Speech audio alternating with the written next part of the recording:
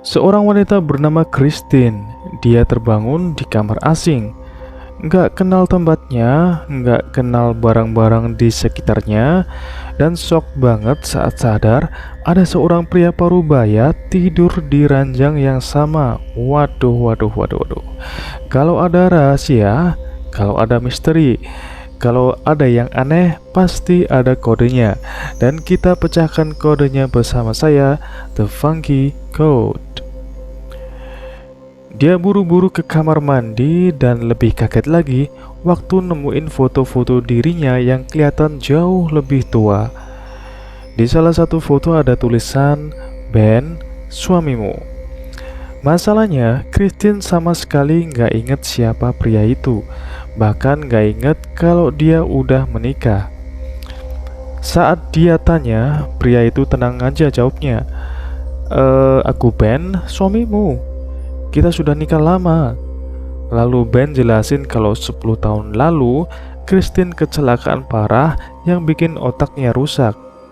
Sejak saat itu, setiap kali dia tidur, memorinya teriset. Jadi tiap pagi Christine bangun dengan ingatan kosong, kayak baru lahir lagi. Bayangin betapa capeknya setiap hari Ben harus ngulangin cerita yang sama, ngenalin diri, nunjukin foto, dan menjelaskan kehidupan mereka. Setelah Ben berangkat kerja, tiba-tiba telepon rumah berdering. Seorang dokter neurologis bernama Dr. Nals telepon.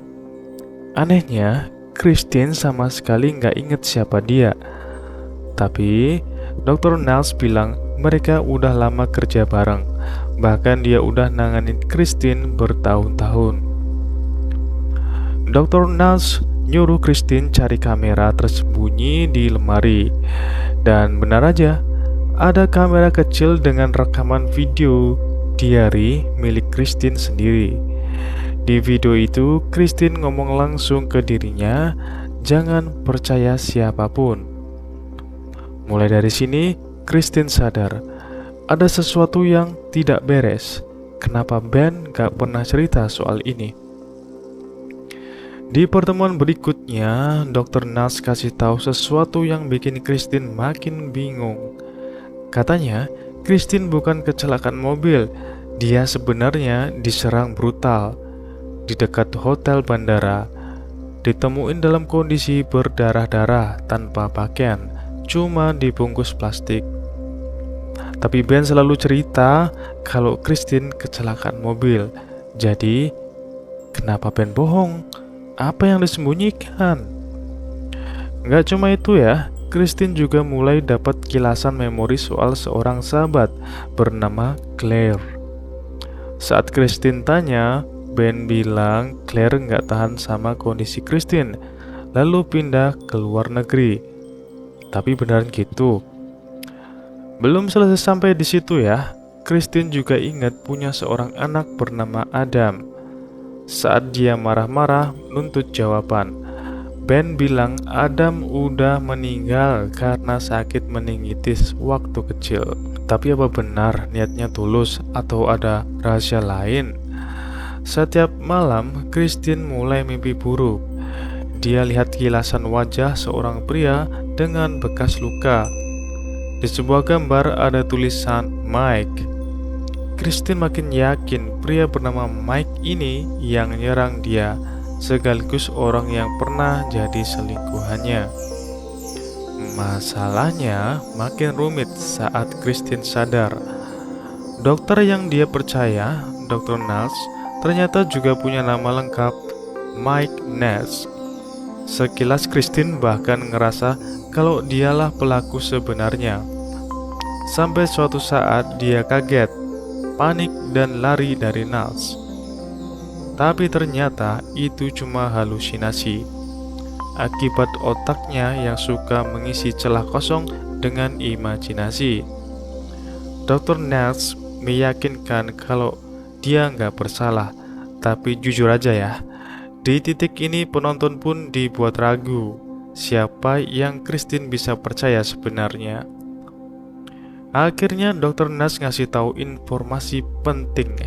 Ternyata Ben yang asli udah lama ninggalin Christine. Dia bahkan sempat nitipin Christine di panti rehabilitasi karena nggak sanggup lagi ngadepin kondisinya. Claire, sahabat Christine, juga sebenarnya pernah coba hubungi dia di sana. Dengan nomor yang dikasih Niles, Christine akhirnya telepon Claire, dan disinilah potongan puzzle mulai nyambung. Claire cerita kalau sebelum diserang, Christine memang punya hubungan gelap dengan pria bernama Mike. Claire juga ngaku saking frustasinya dengan kondisi Christine. Dia dan Ben sempat sekali melakukan kesalahan besar, tidur bersama. Rasa bersalah itulah yang bikin Claire menjauh. Di titik ini, Christine mulai curiga. Ben yang tinggal bareng dia, saat Claire tanya ciri-cirinya, Christine sadar pria itu punya bekas luka di wajah. Sementara Ben yang asli di foto itu tidak punya. Dan apa yang terjadi pemirsa? Boom! Ternyata pria yang selama ini Christine kira suaminya bukanlah Ben, melainkan Mike. Waduh. Ya, selingkuhannya. Selingkuhan lamanya yang dulu nyerang dia sampai amnesia selama 4 tahun. Christine ditipu. Waduh, dibuat percaya kalau Mike adalah suaminya sendiri. Pergi ke taman melihat bunga. Tan kecil memetik melati. Disangka suami penuh cinta, ternyata musuh yang merenggut memori. Mike akhirnya buka kedok ya. Dia akui kalau dia yang bikin Christine trauma, dan sekarang dia cuma mau Christine hidup bersama dia selamanya. Bahkan kalau perlu, nggak ada orang lain yang boleh hidup. Waduh, enak banget nih. Tapi kali ini Christine nggak tinggal diam. Dengan sisa keberanian dan insting bertahan hidup, dia melawan balik, berhasil kabur dari Mike, bahkan bikin alarm hotel berbunyi biar ada yang nolong. Christine dibawa ke rumah sakit. Knox datang bukan lagi sebagai dokter, tapi sebagai teman yang beneran peduli. Dia kasih tahu kalau Mike sudah ditangkap. Tak lama, Christine kedatangan tamu, dan ternyata itu Ben yang asli bersama Adam, anaknya yang ternyata gak pernah meninggal.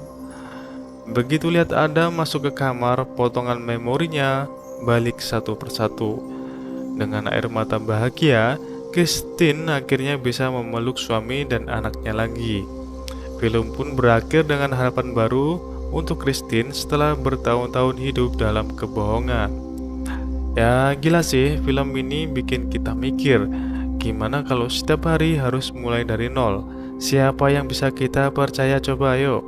Menurut kalian, lebih serem kehilangan ingatan atau hidup bareng orang yang pura-pura jadi pasangan? Waduh.